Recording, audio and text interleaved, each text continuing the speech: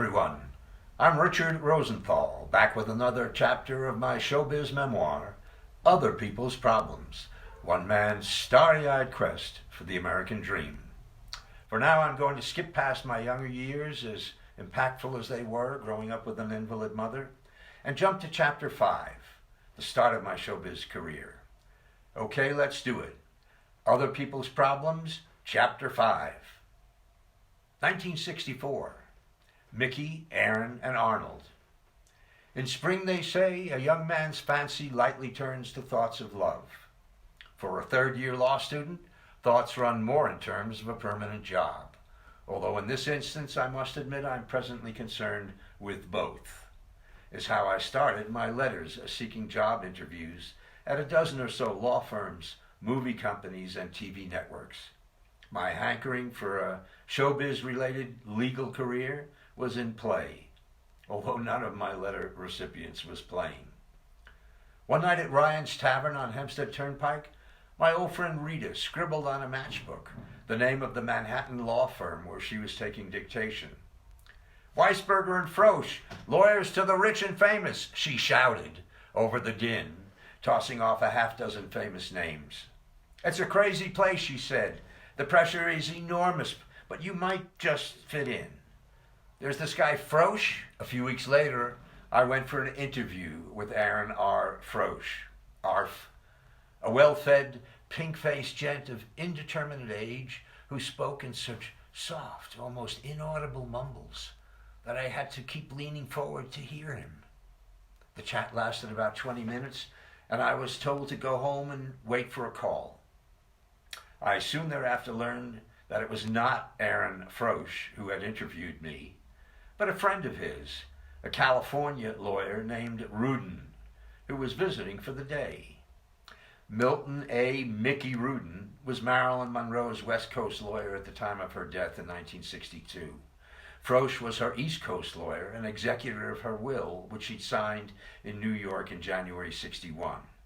In his own right, Mickey Rudin had long been consigliere to Liza, Frank, Lucy and Desi, Steve Wynn, Marvin Davis, the Jackson Five, Norman Lear, Warner Brothers, and a host of other heavyweights. Aware of Aaron's demanding workload, Mickey, who had several Rhodes Scholars on his payroll at the prestigious gang-tie Rudin and Brown firm in Hollywood, suggested Aaron hire a young whippersnapper to lighten his load. Aaron said, "Okay, there's a kid coming in today. You interview him, and if you like him, I'll hire him." And so he did. My youthful infatuation with showbiz had blossomed into a real full-time job. Frosch, as I would soon learn, articulated very clearly with a distinctive mid-Atlantic, combined pseudo-British and posh American accent, devoid of any traces of his Brooklyn upbringing. He was also more of a screamer than a mumbler, and had not yet turned 40. A handsome dynamo of a workaholic, he'd parlayed early on-the-job legal training and street smarts into a hefty income, 9 rooms in the El Dorado overlooking Central Park, and an estate in Quogue, the old money town of the Hamptons, founded in 1659. He was a combination father confessor, all problem solver, to a highly celebrated and ever-dependent flock. "Aaron will take care of it, love," was the popular refrain.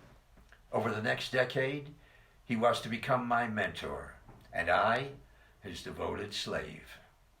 What I didn't quite realize at first, wondering how Teddy and I could make ends meet on my starting salary of $100 a week and her $130 from teaching, is that I had lucked into a job at one of the preeminent theatrical law firms in the world.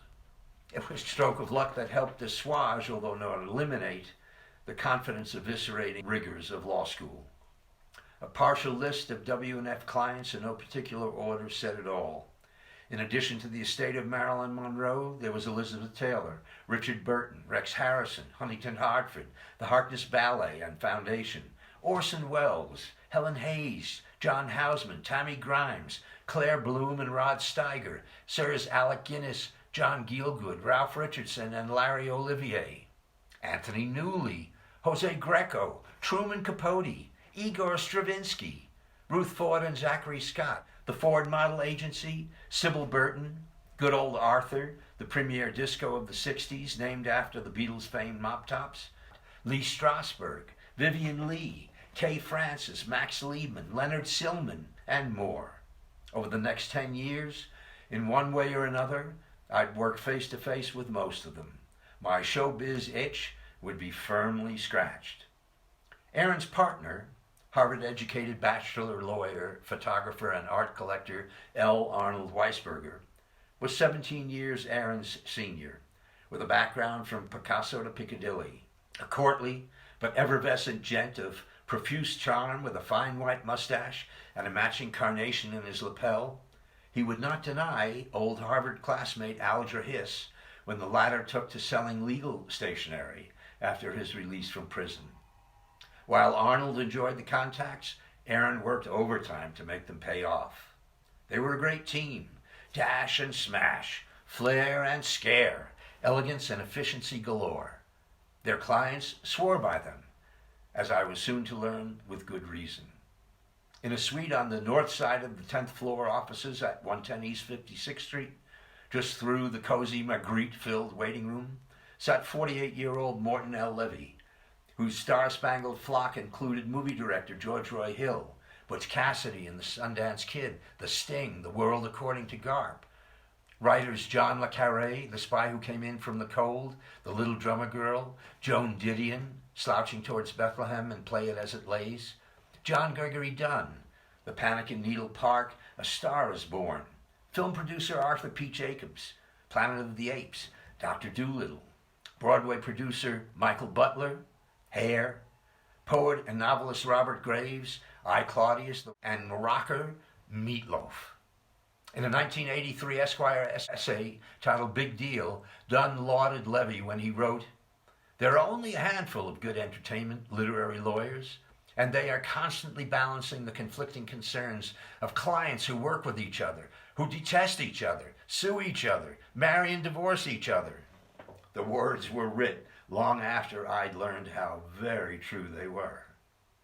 Of counsel to the firm, in an office I'd come to occupy after his death, was senior eminence Howard E. Reinheimer, who'd been the World War II U.S. alien property custodian and now oversaw the business of Richard Rogers, the Rogers and Hammerstein catalog, and the copyrights of dozens of world-famous authors and composers. Amazingly, there were only two other lawyers, an accountant, and an assortment of extremely dedicated, highly overworked, and superbly effective secretaries. From the jailhouse to the White House is how Frosch characterized the scope of the practice I joined on the Monday immediately following my taking the New York State bar exam in July 1964. It would be several months before I found out if I passed, but straight away, ARF gave me my first big assignment. Elizabeth and Richard. Elizabeth Taylor Burton needed a new U.S. passport. Both she and new husband Richard Burton, who just concluded a triumphant turn as Hamlet on Broadway, needed Mexican tourist visas. They were soon to journey from the gilt and velvet of the Regency Hotel, where they'd been ensconced for weeks, to the then sleepy hamlet of Puerto Vallarta for a long-awaited Mexican holiday. The couple's front-page love affair drew wildly clamoring hordes of fans, paparazzi, and the curious whenever and wherever they went.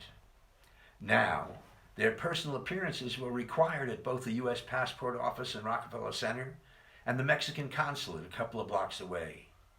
Although it was only my first week on the job, Aaron, as rabid a perfectionist as ever there was, assigned me the task of performing a dry run, physically organizing the documents, officials, timing, security, the right doors to go in and out of, so that when it came time for the real thing with the principals in tow, all would run silky smooth.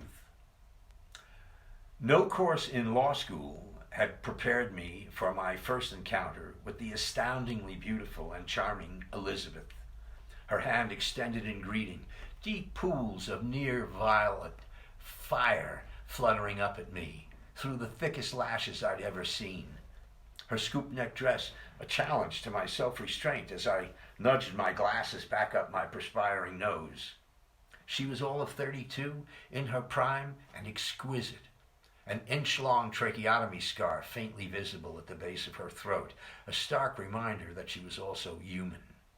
I had a hell of a time tearing my eyes away from the sight as Richard Burton entered from the next room, was introduced to me by Aaron, and pumped my hand with a hearty, "Glad to know you, Dick Rosenthal." Baptism under fire. I spent the next several hours marching through the streets of Manhattan, in and out of limos, elevators, and offices, hip to the bursts of recognition from passers-by, their eyes popping at the sight of the gorgeous woman snugly clutching my arm, mooching my Newports, and chatting away amiably about my impending nuptials. At the passport office, something went wrong. An errant signature, no fault of mine, but Aaron grabbed my arm and exploded in my face, my first encounter with his legendary, fear-inspiring temper. "What the hell's the matter with you?" he barked. "Stop that." The voice was firm and purposeful as he spun around to face Elizabeth, who'd come up to stand protectively between us. "Don't talk to him like that. Don't ever talk to anyone like that. Calm down, love." Saved by the Queen. She would always have a fond spot in my heart for that. Going to the chapel. When I first interviewed at WNF, to avoid any surprises, I'd made it clear that Teddy and I planned to be married the following month, on August 15th, at the Huntington Townhouse on Long Island. I'd need 10 days off for the wedding and a brief honeymoon in Cape Cod, which turned out to be disappointing because neither of us had ever been there or had any idea how tough it would be, without reservations, to get reasonably priced motel rooms that didn't choke you with mildew. Our wedding contemplated 100 or so guests, mostly friends and former classmates, as neither of us came from large families. Teddy's maid of honor, Ellie Greenwich, had married songwriter Jeff Barry a year and a half earlier.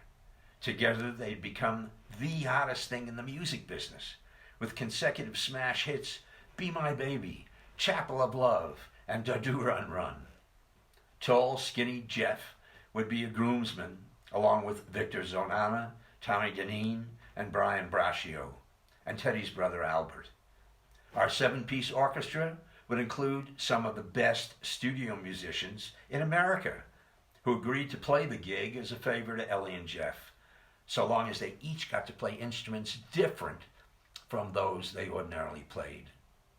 When Aaron learned that Teddy and I would foot the costs of our wedding, about $2,500, because her parents just didn't have the wherewithal, he summed it up in his inimitable way, "Well, so he's not marrying an apartment house."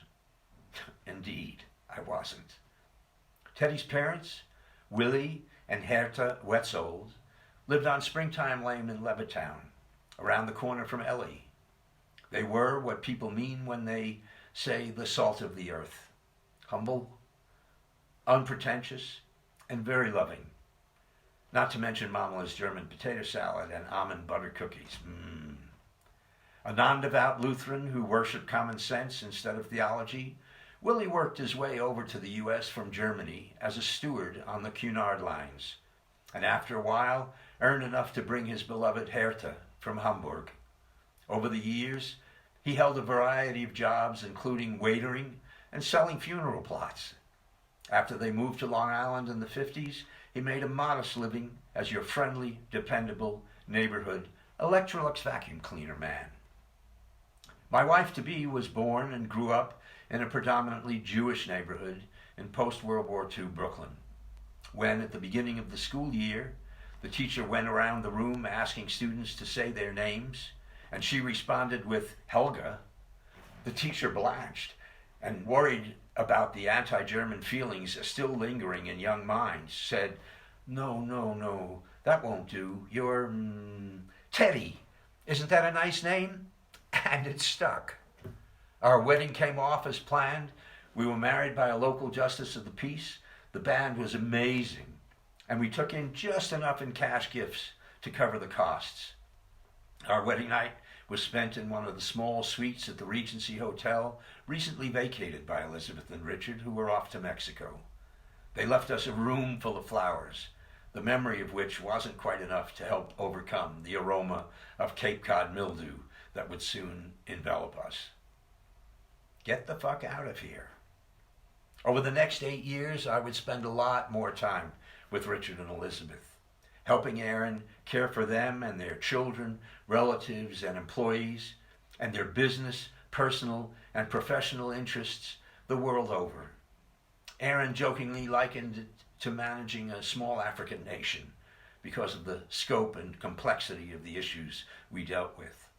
I did the immigration, bid the jewelry, booked the insurance, joked with the cops, parried the press, and even hied it to London to soothe the IRS man and cheer Elizabeth on during the almost 5 hours and a bottle of Jack Daniels it took for her to John Hancock 249 dotted lines when we finally settled the estate of her late husband, Mike Todd. I once even walked in on her naked to the waist. No, not me, her. I'd prepared a bunch of documents that needed her signature, and as Aaron and I entered the hotel suite, he nodded towards Elizabeth's bedroom and said, "Get those damn papers signed." He then left me behind and joined Richard and a half dozen others who were loudly chattering in the living room. I knocked lightly on Elizabeth's door, behind which I could hear the voices of her longtime personal assistants, Jim Benton and George Davis. When there was no response, I knocked again, a little louder, and thought I heard, "Come in." As I turned the knob and opened the door, there across the room was Elizabeth, wide-eyed and bare-chested. "Get the fuck out of here!" she screamed at the top of her very formidable lungs. "Get out!" I felt the blood rush to my cheeks and couldn't shut the door fast enough. But as I quickly stepped back, I heard the great Richard Burton bellow from the next room in his most stentorian basso. "And now, Dick Rosenthal is the 7th man to see my wife naked." Life with R&E. During the years I worked with Aaron on Burton Taylor matters, I read the film contracts, drew their wills, amended their trusts, tracked their investments, and nursed their real estate deals and bank accounts from ocean to ocean. On a purely personal level, I was also a live body on the scene to help make every moment of their lives in our care as safe and comfortable as possible. During much of the 60s, they were, without peer, the world's most known and talked about couple, scrutinized and pursued by paparazzi and public alike with a passionate persistence that eviscerated any hopes of personal privacy. Notwithstanding all their wealth and celebrity, it was terribly sad to see how they had to spend most of their time cooped up in a hotel, because going out in public was an invitation for chaos. I remember Richard once having bought a mammoth stuffed giraffe at F.A.O. Schwartz, a gift for his beloved daughter Kate, who lived in the El Dorado where Aaron also lived, with her mother Sybil Burton and Sib's new husband, rocker Jordan Christopher. The store had offered to deliver it in a few days, but Richard wanted it now.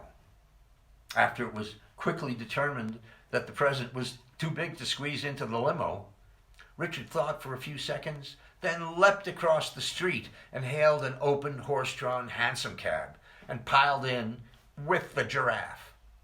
One can only imagine what onlookers thought when they saw this handsome, extremely familiar face bounding up Central Park West in the back of a horse-drawn carriage with his arm around a lifelike 6-foot giraffe. Many a time I saw myself exiting a hotel with Elizabeth and Richard and some burly off-duty NYPD who Aaron regularly deployed to ease our exits into a throng of 100 or more people who'd be camped out on the sidewalk for hours and sometimes days waiting for the stars to appear. As they'd spot us coming out of the hotel entrance, they'd erupt as one, screaming, "Liz! Liz! Over here! Look over here! Liz!" Flashbulbs exploded around us like we were in the middle of a war zone. Elizabeth hated to be called Liz.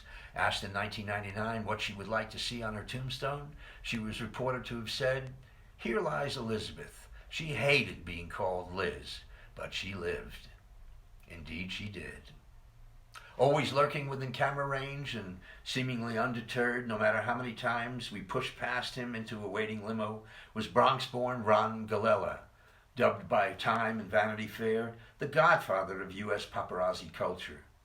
Because we saw so much of him, I stopped regarding him as a threat. He wasn't a bad guy, just someone trying to make a living the only way he knew how. He once lost a tooth in a scuffle with one of Richard's security people, along with the lawsuit he brought seeking damages. Elizabeth, who tended to be amazingly tolerant of almost everyone, was fond of saying, "I'm going to kill that son of a bitch," but wound up using some of his photos in her biography. There's a lot more to say about life with Richard and Elizabeth, but for now, it's important to understand that what we did for them, we did for other clients as well in varying degrees, albeit in most cases without the crowds and bodyguards. With notable exceptions such as A&P Air, Huntington Hartford, the Ford Model Agency, and several Louisiana oil heirs, we represented mostly creative talent. Actors, directors, writers, composers, choreographers, musicians, and performers, few of whom were very sophisticated in business matters. Aaron's premise was that we were there to take care of everything in the artist's life, personal, professional, and otherwise, that might distract from the artist's ability to give their full and undiluted attention to their work, the golden goose artistry that generated their income, a 5% slice of which we usually received as our fees. With that kind of fee arrangement and experiencing how we often went well beyond the extra mile for them, clients developed a certain sense of reliance on us and became a bit more expectant of having our attention whenever they craved it. That's why getting urgent, desperate phone calls in the middle of the night from a frantic client was something I quickly got used to. "Hey Richard, I'm in jail in Alabama. I just flooded the toilet in my cell and the deputies say they're going to kill me. What should I do?" It happened from time to time and was always jarring, but never surprising. I learned from Aaron that taking care of other people's problems required a good deal of anticipatory thinking, considering all the possibilities. When someone was to be married, we thought about divorce. When someone entered into a contract, we thought about its breach. The intention was always to stay at least several steps ahead and to always be prepared for disaster, because that was showbiz. The work came first, vividly picturing the worst. When I began at W&F, there was no unoccupied office, so I was assigned to a large glass-top table with a 4-line phone in a small windowless room that housed the firm's law library. Part of my job was to keep the books up to date with new court cases, decisions, and rulings that regularly came in the mail. Boring as hell. I don't think Aaron ever consulted a law book after his days in law school. For that he engaged specialists, and throughout my career, for the most part, I would do the same. A lot more interesting was the unique training process I underwent that included 4 to 5 hours a day in Aaron's bright, art-adorned office, sitting across the desk from him, watching, listening, and taking notes on my ever-present yellow-lined legal pad. He was nothing short of amazing, at least to my untutored eyes. Sometimes with a phone to each ear, he'd simultaneously conduct 2 separate and distinct conversations with people in different parts of the world. Near the end of a meeting with a new client, he would startle and impress by dictating a non-stop memo, cutting through all the bullshit and summarizing the client's problems and exactly what needed to be done to address them and cure them. "All right, Dick," he'd say, signifying the meeting was over. I'd then stand up and lead the client out of the office, knowing that most of the follow-up would be mine and mine alone. That was great because the client usually understood it as well and called me directly the next time they had something to say. As time passed and I learned the ropes and did more and more of the work, Aaron and I developed a wonderful simpatico, often anticipating each other's questions before they were asked. He came to rely heavily on my performance, and I on his guidance and judgment. I regularly sat in on most client meetings and went with him to their homes, offices, bars, banks, restaurants, hotels, studios, airports, hospitals, and cemeteries. We often lunched together, and for years that meant 6 days a week. One of the first lessons I learned, still in the office at 9 p.m. on New Year's Eve 1964, was that if I wanted to succeed with Aaron Frosch, the work had to come first, before family, friends, or feelings. Because for him, the work was fun. He had no hobbies, played no sports, read no books or scripts, watched few movies and little TV. After a full day at the office, he might arrive home by 8, have a beefeater martini, not the first of the day, and hold the vermouth, a quick sandwich, and then open his overstuffed black leather briefcase and climb back on the phone to wherever in the world people were still awake and doing business. And the same was expected of me. In all the years I worked for Aaron, I was never really able to distance myself from the office for more than a few hours at a time. Vacations, few and far between, and never for more than a week at a time, meant my phoning in daily, and sometimes hearing my name blared over a hotel PA system, seeking me out at the furthest reaches of the grounds, because Aaron was on the phone with a problem of one sort or another. When I'd finally get there, out of breath, sweating because I'd run, and butterflies churning through my stomach, the line would be dead. Aaron, having gotten pissed off, tired of waiting, and hung up. It was hard to admit to anyone that I didn't really love what I was doing. Would anyone believe me? Nobody wants to hear someone complaining about having to spend time with movie stars and the like. But the truth was, I never really loved it. All the glamour and the glitz were fine, and sometimes indisputably exciting. But I realized early on that if anything serious went wrong on my watch, within hours the consequences could be plastered across the front pages of every newspaper in the world. Not something still shy me looked forward to having to deal with, let alone Aaron's hyperbolic wrath. As it had been with my mother, the anticipation game also contemplated absolute disaster, and my imagination, for better or worse, was always working overtime, vividly picturing the worst that might happen. The constant, unrelenting pressures of my professional responsibilities were all laid out and continually revised in my microscopic script on both sides of a half-dozen 3x5 index cards I faithfully carried in my breast pocket in a soft leather Cartier case Aaron's wife Bobby had gifted me about a year after I started working with him, along with a note that read, "Don't let these little cards take over your life like they have Aaron's." Little did I know. What I did know is that I was extremely lucky to have the opportunity. Lucky beyond a doubt. Suck it up, I regularly told myself. Don't overthink it. I was working with some of the most talented and famous people in the world, with the chance to earn enough to enjoy a standard of living far better than what I'd grown up with. That's what drove me. I didn't need to be rich as Rockefeller, but I'd scrimped, done without, and made do all my life. And I just didn't want to be poor anymore.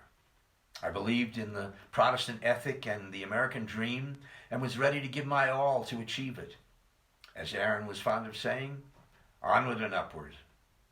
For Teddy, it was no bargain having a husband so consumed by work. They had little time or patience left over for much else. What was the sense of working so hard if there wasn't time to enjoy what it brought? And we weren't quite getting rich either. Young lawyers' salaries had not yet skyrocketed as they did several years later. I was making $100 a week and commuting into Manhattan daily on the F train from our one-bedroom apartment on the third floor of a building in Kew Gardens, Queens, overlooking Maple Grove Cemetery. Happily, when we looked out the window, the trees pretty much obscured the headstones, and when we sat, all we saw were the treetops, and only $134 a month. We were doing okay, and I was confident the potential was there. We're investing in the future, honey, I'd earnestly intone. Have faith. The first Christmas after starting at W&F was spent basking in the excitement of the prior 6 months and anticipating more of the same. Teddy and I were both going full speed at life. While she undertook the daily hour-long drives to and from Hicksville and her teaching job, I marched 3 extra long city blocks down Queens Boulevard to that F train. After a 20-minute ride into Manhattan to my stop at 53rd and Lex, I could be at my desk in under 5 minutes. I'd also become enthusiastic about getting there as I graduated from the library to a real desk in a real office with a large glass-paned window 10 stories above east of 56th Street. I could now see and work with clients in a right proper space. Over the next 5 years, I would spend the bulk of my time in the trenches, executing Aaron's strategies for his wild and woolly universe of clients. After a while, observing the extravagant praise heaped upon him by his devoted flock, I couldn't help but wonder if anyone realized that it was me, behind the scenes, doing much of the work. Yes, came the answer resoundingly in 1967, when the Harkness Ballet finally had its Broadway premiere, and New York Shakespeare Festival associate producer Bernie Gersten telegrammed to me, "It may be Becky's baby, and Aaron may be the papa, but I know who's the midwife." All right, that's it for now. Please subscribe and ring that bell. Do we have a bell yet? So you'll know when the next chapter is on tap. Until then, adios.